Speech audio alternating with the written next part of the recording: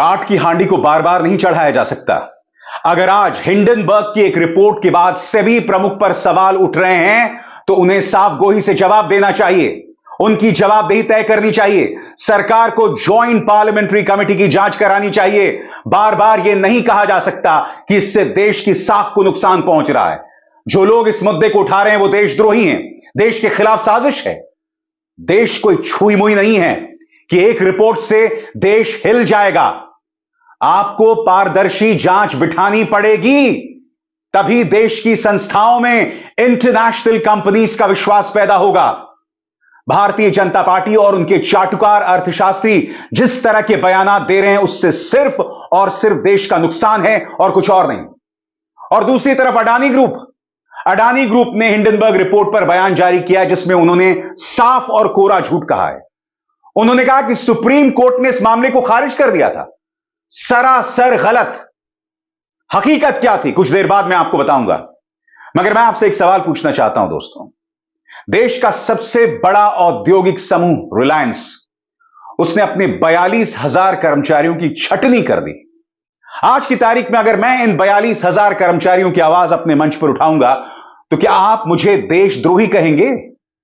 उन 42,000 लोगों का क्या, जिनका भविष्य अंधकारमय हो गया है, जिनके पास रोजी रोटी कमाने का कोई साधन नहीं रहा, जिनके बच्चों का भविष्य जो है अंधकार में है। अगर आज की तारीख में एक इंडस्ट्रियल हाउस जो इतना अमीर है, जहां हाल ही में इतनी बड़ी शादी हुई और वो शादी अब भी जारी है, अगर आज की तारीख में अगर मैं उनके 42,000 कर्मचारियों की बात उठाता हूं तो क्या मैं देशद्रोही बन जाता हूं? बहरहाल हिंडनबर्ग रिपोर्ट का जो धमाका हुआ है ना दोस्तों, राहुल और अखिलेश दोनों ने तल्ख तेवर अपनाए हैं। राहुल गांधी ने बहुत ही दिलचस्प अंदाज में अपनी बात रखी है जो मैं आपको सुनाऊंगा, मगर लब्बो-लबाब क्या है दोस्तों उनकी बात का आपके स्क्रीन पर। उन्होंने कहा कि छोटे खुदरा निवेशकों की संपत्ति की सुरक्षा का जिम्मा संभालने वाली सेबी की प्रतिष्ठा को उसके चेयरपर्सन पर लगे आरोपों ने गंभीर रूप से ठेस पहुंचाई है। साथ ही उन्होंने माधवीपुरी के इस्तीफे की मांग की। छोटे खुदरा निवेशकों की संपत्ति की सुरक्षा का दायित्व संभालने वाली सेबी की शुचिता इसके अध्यक्ष के खिलाफ लगे आरोपों से गंभीर रूप से प्रभावित हुई है। राहुल गांधी ने कहा, देश भर के ईमानदार निवेशकों के मन में सरकार के लिए कई सवाल हैं, जैसा कि सेबी की अध्यक्ष माधवीपुरी बुश ने अभी तक इस्तीफा क्यों नहीं दिया? अगर निवेशकों की गाढ़ी कमाई डूब जाती है तो इसके लिए कौन जिम्मेदार होगा? प्रधानमंत्री नरेंद्र मोदी, सेबी अध्यक्ष या गौतम अडानी? 3 लोगों पर सीधा प्रहार राहुल का, गौतम अडानी, प्रधानमंत्री नरेंद्र मोदी और सेबी के अध्यक्ष माधवीपुरी बुश। सुनिए इंडिया और ऑस्ट्रेलिया के मैच का हवाला देते हुए और यह कहते हुए कि अगर कोई बेईमान एम्पायर होगा तो उससे मैच का क्या हश्र होगा, इस तरह से राहुल गांधी अपनी बात कहते हैं। नमस्कार। Imagine you're watching a cricket match, international cricket match between India and Australia. And every single person who's watching the match and those playing the match know that the umpire is compromised. What would happen to the match? What would happen to the fairness of the match? What would happen to the outcomes? How would you feel as somebody who's participating in the match? This is exactly what is happening in the Indian stock market. Over the last few years, larger and larger numbers of people have been investing in India's stock market. They invest their hard-earned, honestly earned savings in the stock market.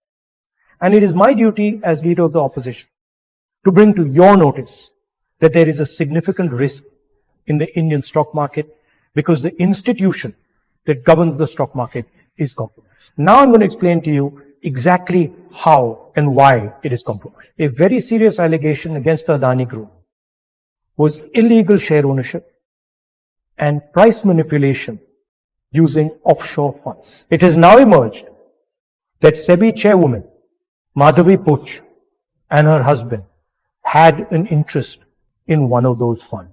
This is an explosive allegation because it alleges that the umpire herself is compromised. The savings of millions of Indians, hard-earned, honestly earned savings, are at risk. It is therefore imperative that this matter is investigated. Retail investors, honest investors, pensioners have three questions. The first, why has Chairperson Madhavi Butch not resigned? Second, God forbid something were to go wrong and investors were to lose their money. Who is responsible? Is the Prime Minister of India responsible? Is Madhavi Butch responsible? Or is Mr. Adani responsible? And finally, the Supreme Court has been looking at this matter. New allegations have emerged. Very serious, explosive allegations have emerged. Is the Supreme Court going to look at this matter suo motu again? Slowly becoming crystal clear why Prime Minister Modi is against a joint parliamentary committee looking into this matter. Thank you. मैं आपको बतलाना चाहूंगा दोस्तों, सेबी ने भी बयान जारी किया है। उन्होंने हिंडनबर्ग की रिपोर्ट की कई बातों को स्वीकार तक किया है। साफ तौर पर दिख रहा है दोस्तों, व्यक्तिगत हितों का टकराव, मगर कोई एक्शन नहीं लिया जाएगा। अखिलेश यादव का बयान आपके स्क्रीन पर। अखिलेश यादव क्या कहते हैं? सेबी की ऐतिहासिक जांच होनी चाहिए, क्योंकि सेबी का इतिहास ही ऐसा रहा है कि वो कभी सही मायनों में निवेशकों का संरक्षक वह सहारा नहीं बना। भारत के बाजार में निवेश के प्रति सुरक्षा की भावना जगाने के लिए सेबी की प्रतिष्ठा की पुनर्स्थापना केवल एक निष्पक्ष जांच ही कर सकती है। सेबी प्रकरण की गहन जांच भारत की अर्थव्यवस्था की अपरिहार्यता है। सीधी सी बात दोस्तों, जांच के बगैर यह मामला आगे नहीं बढ़ सकता। माधवी बुच के इस्तीफे के बगैर यह मामला आगे नहीं बढ़ सकता। प्रधानमंत्री नरेंद्र मोदी को अपनी बात सामने रखनी पड़ेगी। और सबसे बड़ी बात, सुप्रीम कोर्ट के फैसले पर गौतम अडानी समूह की गलत बयानी। सेबी ने क्या कहा है, और उसने कहीं ना कहीं हिंडनबर्ग के कई दावों को सही बता दिया है। आपके स्क्रीन पर अपने बयान में सेबी ने निवेशकों से शांत रहने की अपील की। सेबी ने निवेशकों से अपील की है कि वे इस तरह की रिपोर्टों पर प्रतिक्रिया देने से पहले शांत रहें, पूरी सावधानी बरतें। उसने निवेशकों से यह भी कहा कि वे अपने रिपोर्ट में दिए गए डिस्क्लेमर को ध्यान से पढ़ें। इसमें कहा गया है कि पाठकों को यह मान लेना चाहिए कि रिपोर्ट में शामिल प्रतिभूतियों में हिंडनबर्ग रिसर्च की शॉर्ट पोजीशन हो सकती है। उन्होंने इस बात पर जोर दिया कि सेबी के पास हितों के टकराव से संबंधित मुद्दों के समाधान के लिए पर्याप्त आंतरिक तंत्र हैं। चेयरपर्सन ने हितों के संभावित टकराव वाले मामलों में खुद को अलग कर लिया। सेबी ने वर्षों से एक मजबूत नियामक ढांचा बनाया है, जो न केवल सर्वोत्तम वैश्विक प्रथाओं के साथ मेल खाता है, बल्कि निवेशकों की सुरक्षा भी सुनिश्चित करता है। देश के पूंजी बाजार की अखंडता और इसकी व्यवस्थित विकास को सुनिश्चित करने के लिए वो प्रतिबद्ध है। आगे गौर कीजिएगा, सेबी ने क्या कहा। सेबी ने बताया कि सुप्रीम कोर्ट ने इस वर्ष जनवरी में दिए गए आदेश में खुद उल्लेख किया था कि अडानी के खिलाफ 26 में से 24 जांच पूरी हो चुकी है। उसने कहा कि मार्च में एक और जांच पूरी हो गई है। अंतिम जांच अब पूरी होने वाली है। अंतिम जांच अब पूरी होने वाली है। अब मैं आपको बतलाना चाहता हूं दोस्तों कि अडानी ग्रुप ने क्या बयान जारी किया। यह है अडानी ग्रुप का बयान, और इसकी आखिरी पंक्ति पढ़ें। We completely reject these allegations against the Adani Group, which are a recycling of discredited claims that have been thoroughly investigated, proven to be baseless, and already dismissed by the Honorable Supreme Court in March 2023. दो झूठ। पहला झूठ, supreme court ने इसे खारिज कर दिया। नहीं, सुप्रीम कोर्ट ने कहा है कि जांच हम सेबी से किसी और को नहीं दे सकते। अब इस सवाल का जवाब सुप्रीम कोर्ट को देना चाहिए कि वो सिर्फ सेबी से ही क्यों जांच कराना चाहती है, नंबर एक। नंबर दो, अभी भी जांच जारी है। मैंने अभी अभी आपको सेबी का बयान सुनाया कि जांच पूरी होने वाली है। जांच पूरी नहीं हुई है, मगर अडानी ग्रुप अपने आप को क्लीन चिट देना चाहता है। अब बताइए दोस्तों, गलत बयानी क्यों? आखिर क्या वजह है कि इस तरह की बातें की जा रही हैं? सबसे बड़ी बात, भाजपा इसे देश के खिलाफ साजिश बता रहा है। आपकी स्क्रीन पर सुधांशु त्रिवेदी का बयान। इसके अलावा भाजपा नेता राजीव चंद्रशेखर, कांग्रेस देश में अराजकता पैदा करने के लिए विदेशी मदद ले रही है। हर चीज में विदेशी मदद, हर चीज में चाइनीज कनेक्शन, हर चीज में सोरोस, जॉर्ज सोरोस। सबसे बड़ी बात, अगर हमारी संस्थाओं पर सवाल उठ रहे हैं तो उसकी पारदर्शी जांच करवाइए। साफ तौर पर दो मुद्दे हैं। खुद सेबी ने क्या कहा, गौर किया कि नहीं आपने? सेबी ने कहा कि जब भी कोई कॉन्फ्लिक्ट ऑफ इंटरेस्ट यानी व्यक्तिगत हितों का टकराव का मामला सामने आया तो माधवी बुश ने खुद को उससे दूर कर लिया। मैं आपसे एक सवाल पूछना चाहता हूं, कोई व्यक्ति कैसे खुद को दूर कर सकता है? अरे भाई, अगर आप सेबी की प्रमुख हैं और सेबी अडानी ग्रुप की जांच कर रहा है और अगर कॉन्फ्लिक्ट ऑफ इंटरेस्ट है तो आप दूर कैसे कर लेंगे? आप जांच तो कर रहे हैं ना, आप सेबी की प्रमुख हैं, तो फिर किस आधार पर आप कह रहे हैं कि आपने खुद को दूर कर लिया उससे? पहली बात यही पकड़ी जाती है। दूसरी बात, आप कहते हैं कि हमारे ढांचे में इस तरह के कॉन्फ्लिक्ट ऑफ इंटरेस्ट, इस तरह के व्यक्तिगत हितों के टकराव को लेकर पर्याप्त तरीके हैं। किस तरह के पर्याप्त तरीके? माधवी बुश अब भी बनी हुई हैं। सबसे बड़ी बात, माधवी बुश के पति जुड़े हुए हैं ब्लैकस्टोन नाम की एक कंपनी से। अब ब्लैकस्टोन नाम की कंपनी से वो जो जुड़े हुए हैं इस पद में, उनकी कोई काबिलियत नहीं है, कोई क्वालिफिकेशन नहीं है। माधवी बुश के सेबी प्रमुख बनने से पहले वो ब्लैकस्टोन से जुड़ जाते हैं। उसके बाद REITs को लेकर सेबी आदेश जारी करता है और इसका सीधा फायदा किसको होता है? ब्लैकस्टोन को होता है। एक और conflict of interest, Madhavi Bush ने इस बात से भी इनकार नहीं किया है कि अडानी की ऑफशोर कंपनीज में उनकी भागीदारी है, उनकी वित्तीय भागीदारी है। आप जब अडानी ग्रुप से जुड़े हुए हैं, अगर आपके पति की कंपनी ब्लैकस्टोन को सेबी के रहते फायदा हो रहा है तो जाहिर सी बात है यह कॉन्फ्लिक्ट ऑफ इंटरेस्ट है, यह व्यक्तिगत हितों का टकराव है और उससे हम मुंह नहीं मोड़ सकते। कांग्रेस ने इस मुद्दे पर करारा प्रहार किया है।